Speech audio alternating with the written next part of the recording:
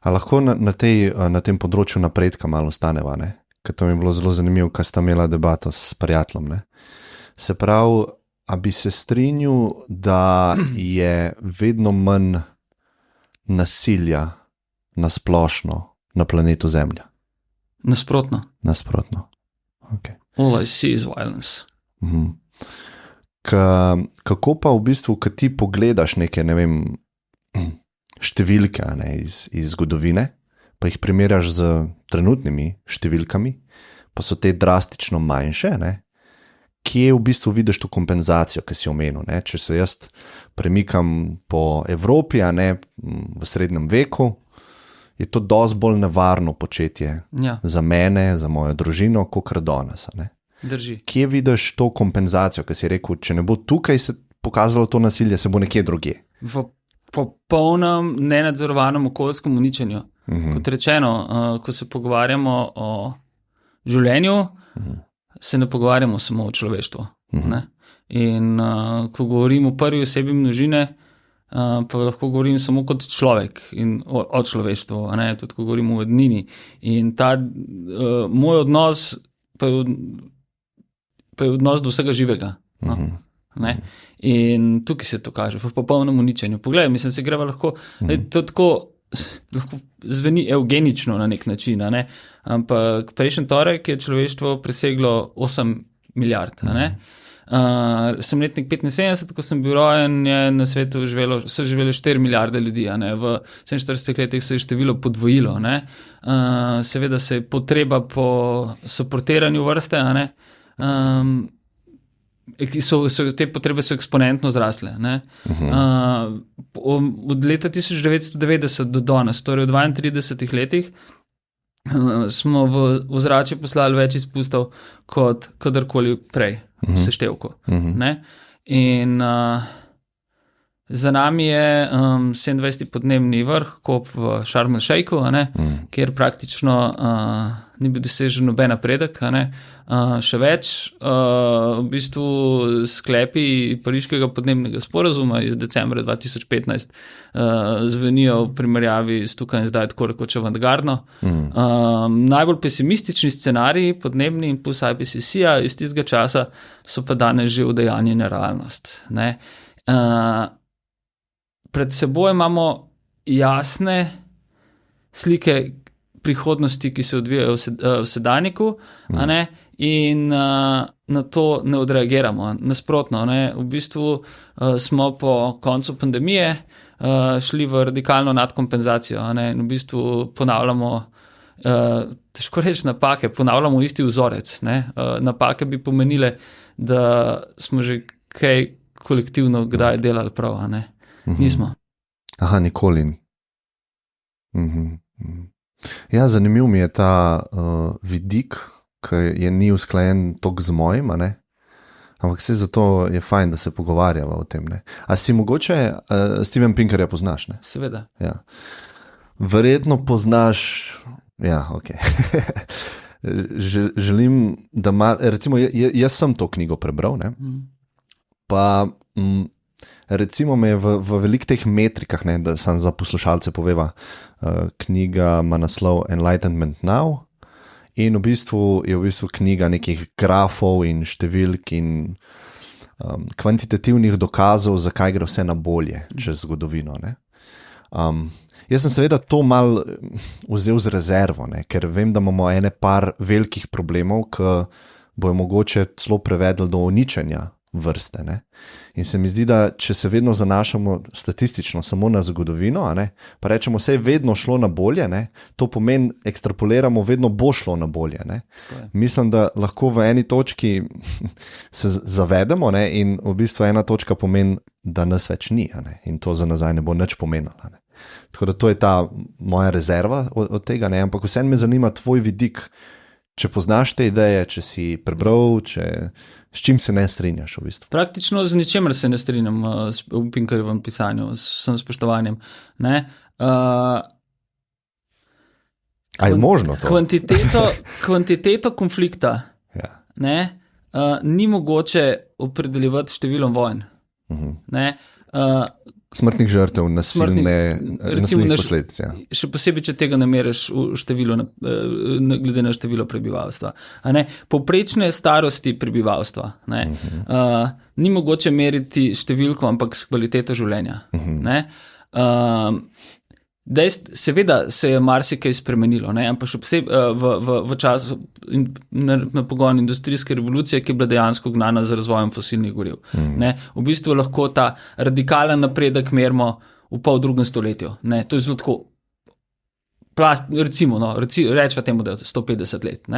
In to je povezano tudi z rapidno rastjo števila prebivalstva, seveda razvojem medicine in tako naprej.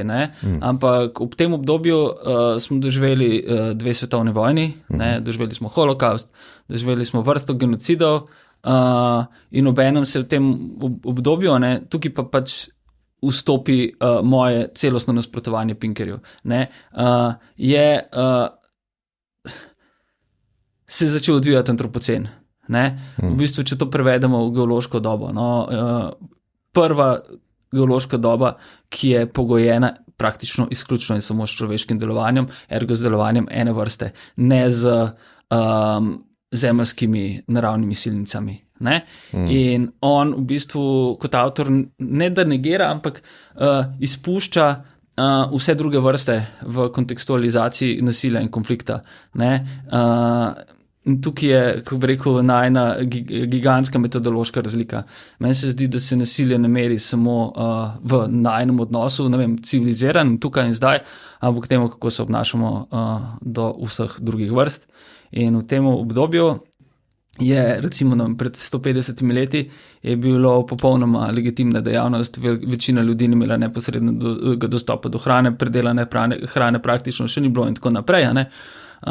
Danes, tukaj in zdaj, je pa to sem šport zadovoljevanja ubijalskih potreb, ki so, verjamem, evolucijske, ampak toliko samonadzora bi pa vendarle mogoče lahko imela, da si ne bi s krvjo mazali rok za užitek. Absolutno. Če smem povzeti, preveriti, če prav razumem, se pravi, se strinjaš z vsem, kar je v knjigi, motite pa, da je izpustil 2 velika problema, ki sva jih tudi midva se dotaknila, industrijska predelava mesa in podnebne in uničevanje okolja. Na prvem mestu uničevanje okolja, ampak to vsebuje vse ostalo, vse ostalih drugih živalskih vrst. Ampak vse ostalo se pa strinjaš, da je napredek šel naprej, Nisem tega rekel. V bistvu moram povedati, kaj je napredek. Moram definirati napredek. Meni se zdi to, da, veš, okej, A bi raje še ti živel v srednjem veku, če vrževa kocko, veva samo obdobje, ali bi raje vrgel kocko pa živel danes? Mogoče to je vprašanje, ker pola rah rečeva, a je napredek ali ni, Ne znam ti na to vprašanje odgovoriti, ker ne vem, kam me bo kocka flikala. Sej, random, imaš neke možnosti. Lahko ratam sužen lahko padam na eno izmed prvih suženskih ladij in upijam Amistad pred pristankom. To je moj point, da takrat, če boš vrgel kocko, boš imel več možnosti, da boš v slabši poziciji kot zdaj. Nisem prepričan. Več suženstva, več vojn, več ubijanja ljudi, več nasilja, več zdravstvenih težav, manj šolstva, se pravi, to je vse te Pinkerjeve metrike. Več možnosti boš imel, da boš tam padel nekam, kjer bo slabše, kot če boš randomly danes vrgel kocko. Odvisno, kakšen life si želiš, Veš, želiš umreti, Želim živeti do smrti. Želiš ne umreti, pa želiš čim boljše živeti. Zdaj, kaj je boljše, lahko definiram. Nisem rekel, da ne želim umreti. Želim živeti. To je, se mi zdi, strahotna razlika. Kot rečeno, Pinker med drugim pravi, da je vojn manj, kot jih je bilo kadarkoli v zgodovini. Če jih štejemo, bi rekel, bi prišel do tega zaključka. Ampak številne so pa vseobsegajoče in kar se je začelo pred recimo dobrimi 20 leti, so never ending, so vojne brez konca. obenem se je, seveda zaradi demografije in industrijske revolucije, smo prišli do tega, da konflikt ni nujno neposreden, in posrednega konflikta, pa v njegovi metriki ni. Posreden konflikt se dogaja na ravni mentalnih stanj, bolezni, na zlorabi farmacevtskih izdelkov tako ali drugače, na vsesplošnih odvisnostih, z nečem, kar poimenujem asocialna revolucija, kar se je zgodilo najprej z razvojem informacijskih tehnologij, socialnih omrežij in še posebej pa je to doživelo silovit pospešek in že tako atomizirano družbo oziroma ostanke le-te spremenilo v posameznike in posameznice. Margaret Thatcher likes this, ko v bistvu smo izgubili kakršenkoli resen socialni stik. In v bistvu kot družba dejansko ne obstajamo več. In to se mi zdi definicija konflikta. Zato, ker smo kot posamezniki obrnjeni eden proti drugemu. Ne rabiš ti, bi rekel, krepela, noža, ketne in kamenja in da definiraš stvari za konflikt. Kaj šele bombarjev pa jedrskega orožja.